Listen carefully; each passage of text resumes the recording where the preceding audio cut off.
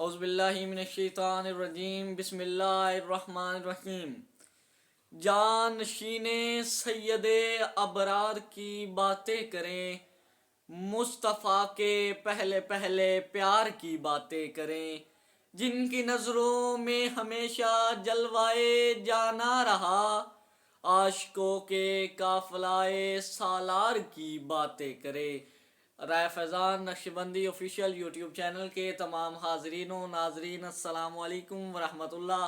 پچھلے ولاگز کی طرح ایک بار میں پھر آپ کی خدمت میں ایک نئے پیغام کے ساتھ حاضر ہوا ہوں۔ اس کا مفہوم آپ کو سمجھ آ ہی گیا ہوگا۔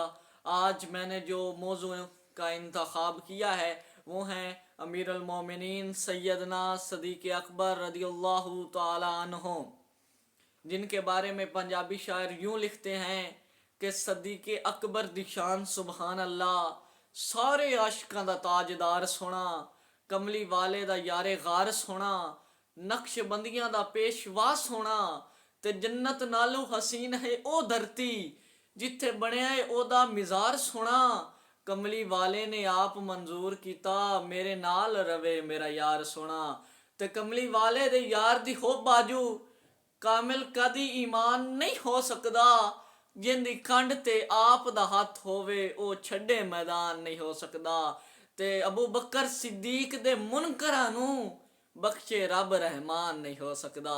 سبحان اللہ۔ اے بابزی احتشام، نام عبداللہ، کنیت ابو بکر اور لقب صدیق، سبحان اللہ۔ یار غار اور یار مزار سیدنا صدیق اکبر پہ لاکھوں سلام۔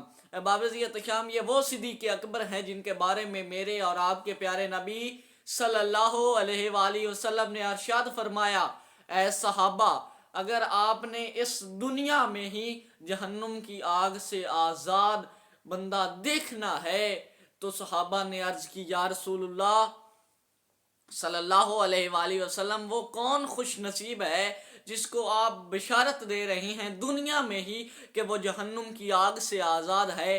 تو میرے اور آپ کے قلب و سینہ میرے پیارے نبی کریم صلی اللہ علیہ وآلہ وسلم نے ارشاد فرمایا، تو جاؤ اور صدیق اکبر کی زیارت کر لو، کیونکہ اسے دنیا میں ہی یہ انعام حاصل ہو گیا ہے۔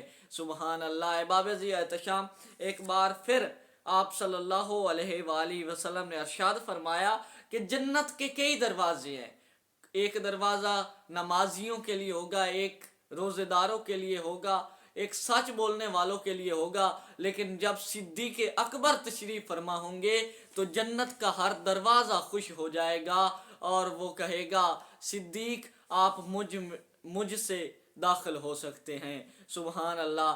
کیسی شان ہے میرے اور آپ کے صدیق کی۔ احباب ذی احتشام، ایک مرتبہ مولا علی بیٹھے ہوئے تھے، صدیق اکبر تشریف فرما ہوئے اور آ کر صدیق اکبر خوش ہوئے، مسکرا کر حضرت علی کی جانب دیکھا تو حضرت علی نے فرمایا، اے صدیق آپ کو کیا ہوا ہے، آپ کیوں مسکرائے ہیں؟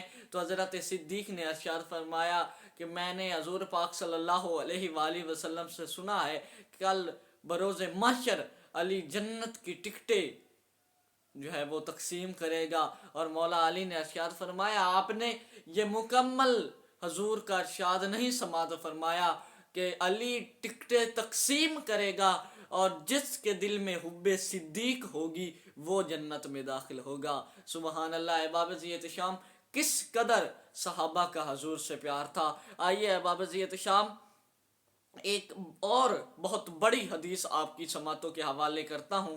حضور کریم صلی اللہ علیہ وآلہ وسلم نے ارشاد فرمایا کہ بڑے لوگوں میں بیٹھنے سے بڑی باتیں حاصل ہوتی ہیں اور اس امت میں صدیق سب سے بڑے ہیں۔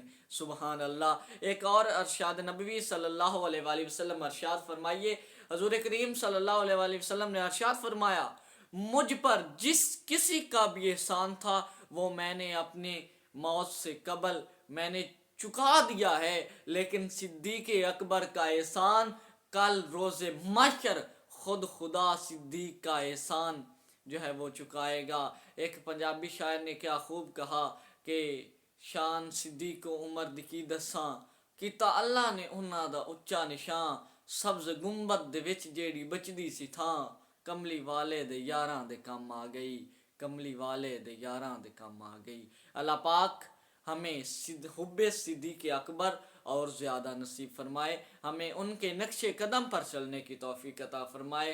اے بابزی احتشام، یہ مہینہ انہی کی نسبت سے ہے جمادی الثانی کا مہینہ، تو اس میں زیادہ سے زیادہ پیار بڑھائیں۔ جس طرح صدیق اکبر نے حضور سے پیار کی ایک مثال قائم کر دی، اسی طرح ہمیں بھی حضور سے پیار کی مثال قائم کرنے کی کوشش کرنی چاہیے۔ آج کا موضوع یہیں پہ ختم کیا جاتا ہے، لیکن احادیث نبوی آیات مبارکہ تو بہت زیادہ ہیں، لیکن میں نے چند ایک منتخب کر کے آپ کی سماعتوں کے حوالے کی، تاکہ آپ تمام لوگوں کے دلوں میں حب صدیق اور زیادہ اجاگر ہو جائے۔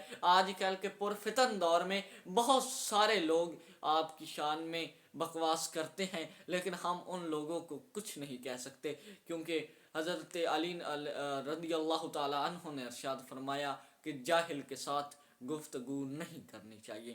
تو اے بابزی احتشام، مجھے اجازت دیجیے، اپنا خیال رکھیے، اپنے پیار کرنے والوں کا خیال رکھیے۔ انشاءاللہ اگلے ولاگ میں اگلے ایک نئے پیغام کے ساتھ